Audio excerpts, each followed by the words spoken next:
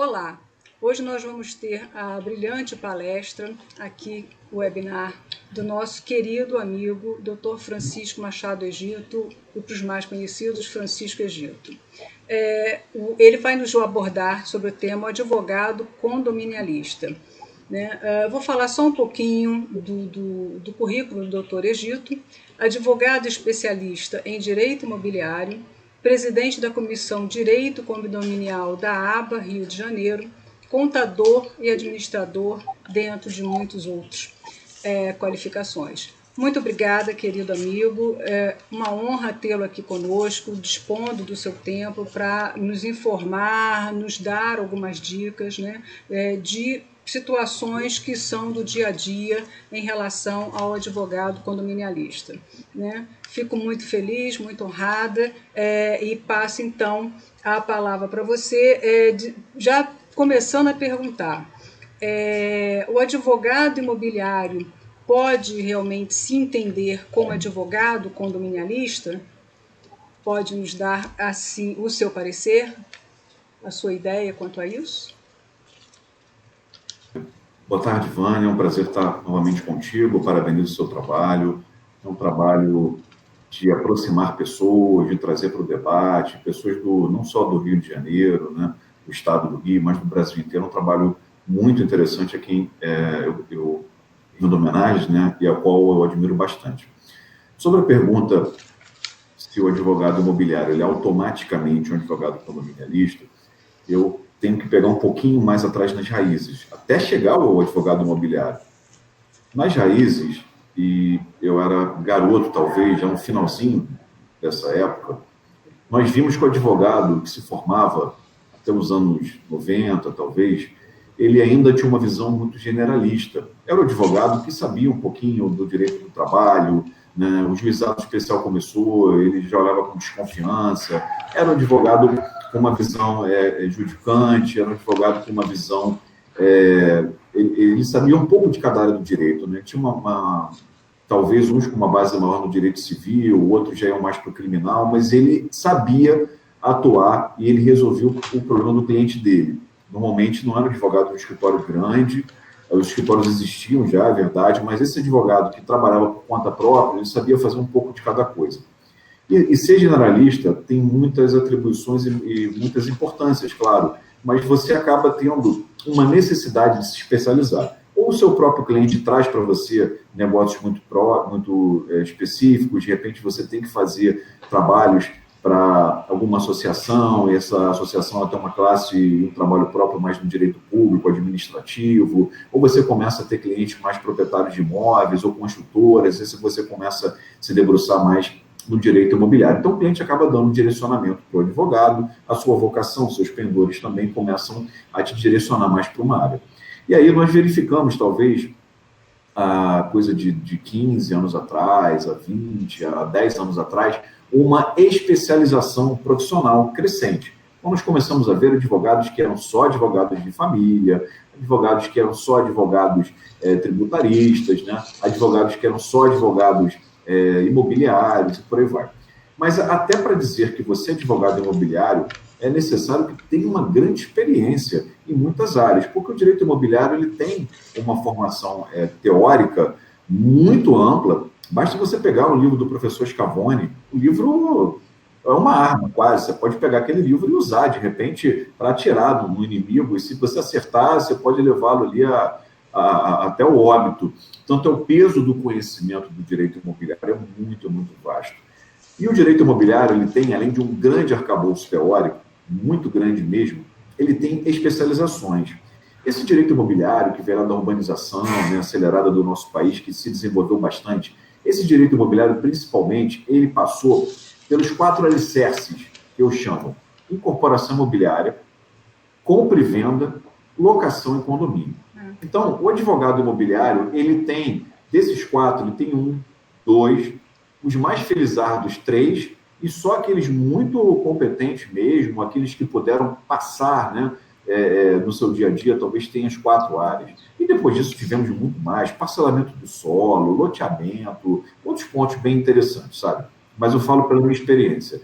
Eu comecei como corretor de imóveis na empresa do meu pai, como administrador de imóveis.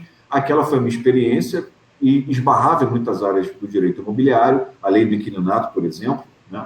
Depois passei pela parte de compra e venda, montei minha empresa como corretor de imóveis, gerente imobiliário, eu pude aprender muita coisa no direito imobiliário realmente, compra e venda, documentação, promessa de compra e venda, direitos reais, você lida também com condomínio, com incorporações, enfim. Depois eu passei pela área dos condomínios, eu pude adquirir um administrador de condomínios, tá?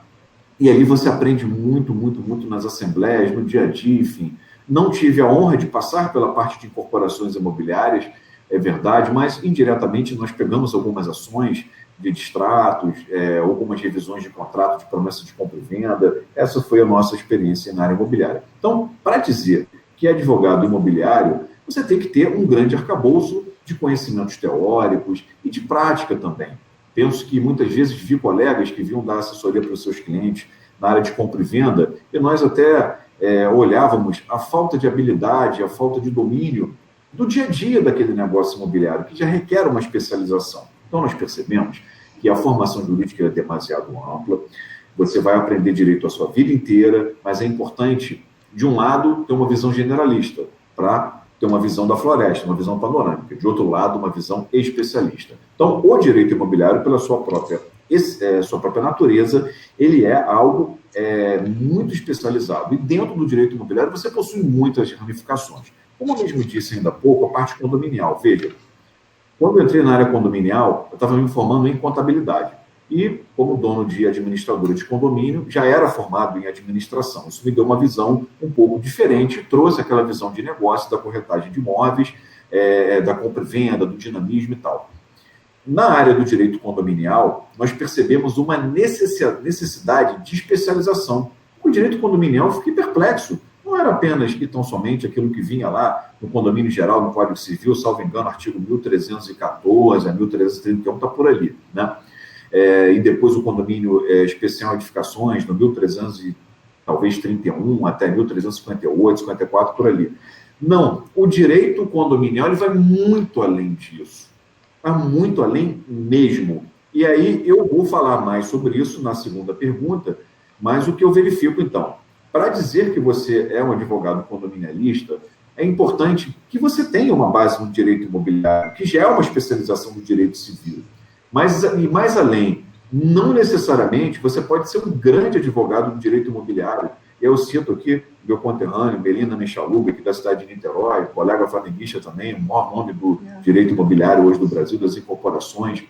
O Melim, certa feita, me ligou, a gente conversando sobre um ponto, né? Ligou para o Alechavala também, ligou para o Nazaré, um condomínio aqui em Niterói muito grande, na verdade, um condomínio comercial problemático, e ele falou: Egito, você quer saber de uma coisa? Eu estou atualizando aqui um livro, na época com o Capanema faleceu ano passado, e ele me disse: as pessoas me ligam muito por conta da incorporação.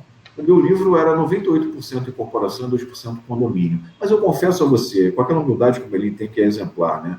Eu confesso a você que o condomínio ele tomou uma dimensão e ele tomou uma vivacidade que não se contém nas normas e nas regras. O condomínio ele perpassa esse arcabouço normativo do direito imobiliário. O condomínio se tornou algo vivaz. Então, fico muito satisfeito que você e outros colegas hoje já têm uma visão de gestão, já têm uma visão patrimonial do condomínio, já têm uma visão do direito condominial, que é algo, a meu ver, novo, né? Não se falava em advogado condominialista, hoje se fala comumente. Então, encerrando a fala do Melim, dizia que realmente é algo que vai trazer uma nova página para os condomínios do nosso país. Então, fechando essa primeira pergunta, o direito condominial ele nasce lá do direito imobiliário, crise de habitação na década de 20, crise de habitação depois da Primeira Guerra Mundial na Europa, urbanização acelerada do nosso país, as pessoas vindo dos centros, das áreas rurais para os centros urbanos, aquela política de Vargas no Estado Novo, o último ciclo do café, todo mundo vindo para o eixo Rio-São Paulo, e houve uma necessidade de otimizar a ocupação do solo. O condomínio foi uma das soluções, a propriedade em planos horizontais, superpostos, né?